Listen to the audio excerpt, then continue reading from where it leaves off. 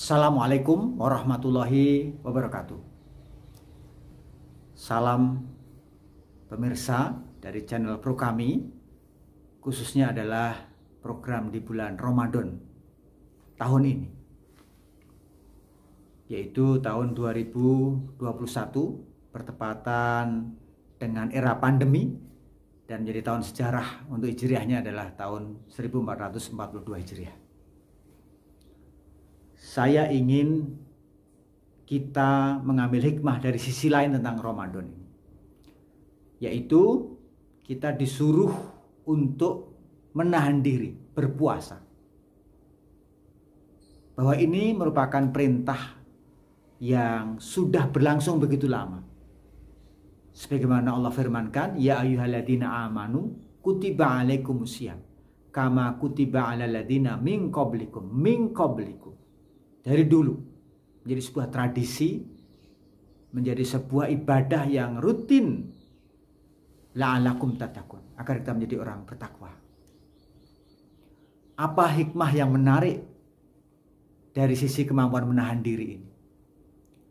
Ternyata kemampuan menahan diri untuk tidak makan, untuk tidak melakukan hubungan seks, bahkan 10 hari terakhir, wala tubasiruhunna wa antum akifuna fil masajid.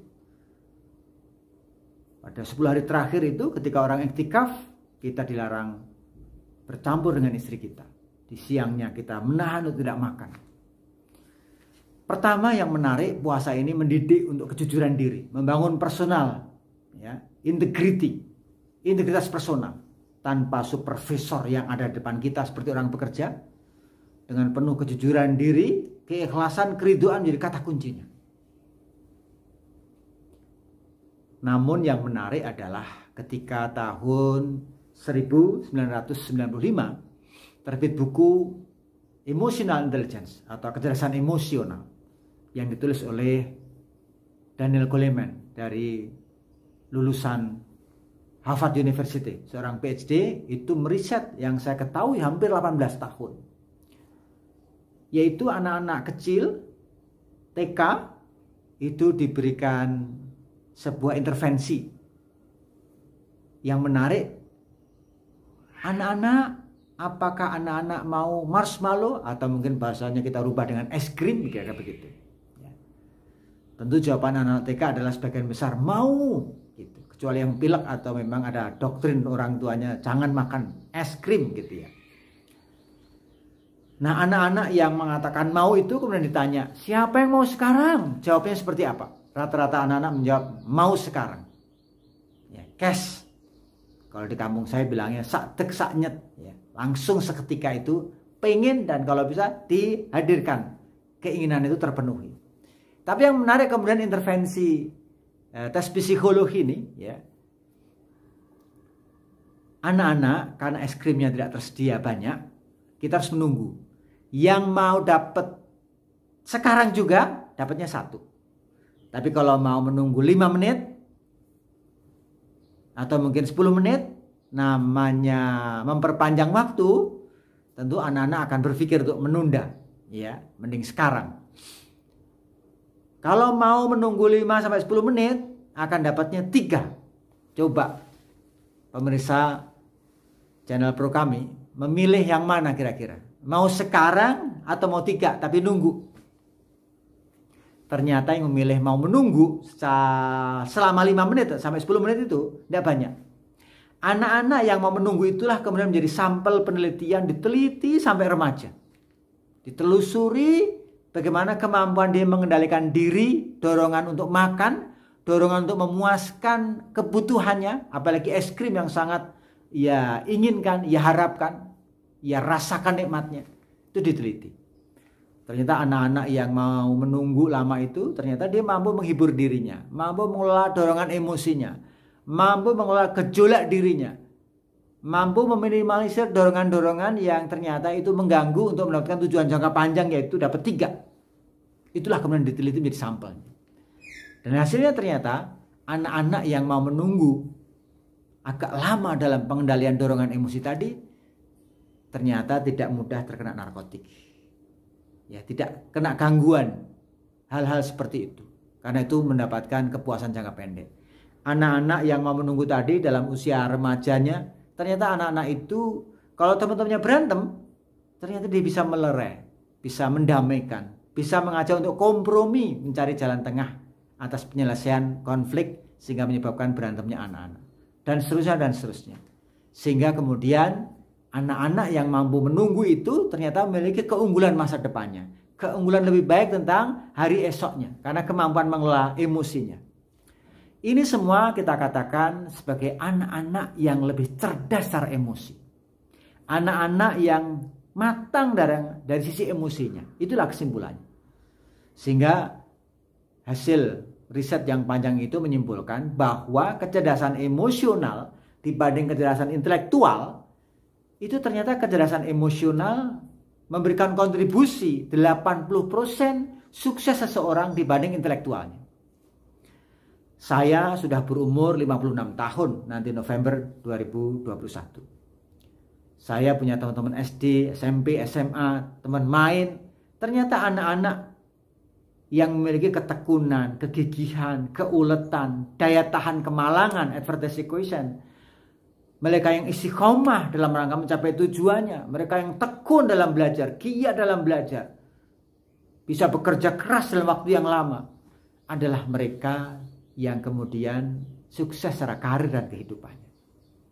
Sementara teman-teman yang tidak mampu mengelola dorongan-dorongan, kesukaannya, senang-senangnya, foya-foyanya, main-mainnya, hidup seenaknya, itu ternyata umumnya mereka kurang begitu bagus dalam karirnya, dalam mengelola hubungan dengan orang lain, atau juga masalah urusan keluarga.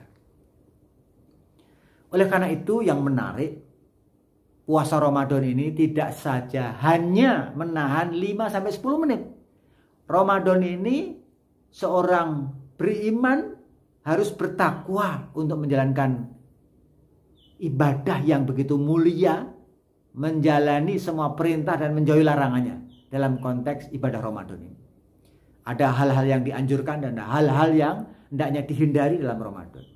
Lebih dari itu secara waktu, di Indonesia rata-rata kita mendapatkan saum Ramadan hampir 14 jam. Dari mulai 4:30 sudah mulai azan subuh sampai kemudian adalah sekitar maghrib, ya, itu jam 18.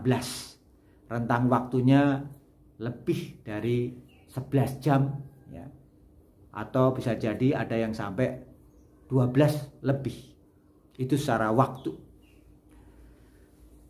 Bapak Ibu sekalian saya hormati pemirsa channel Pro Kami, umat Islam dididik untuk bisa menahan diri dari mulai fajar hingga tenggelam matahari dengan tanda azan maghrib.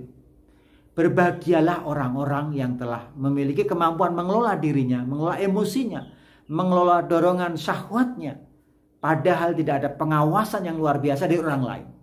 Sesungguhnya Ramadan mendidik pada kita lebih cerdas secara emosional, apalagi dengan keimanan, apalagi dengan keridoan.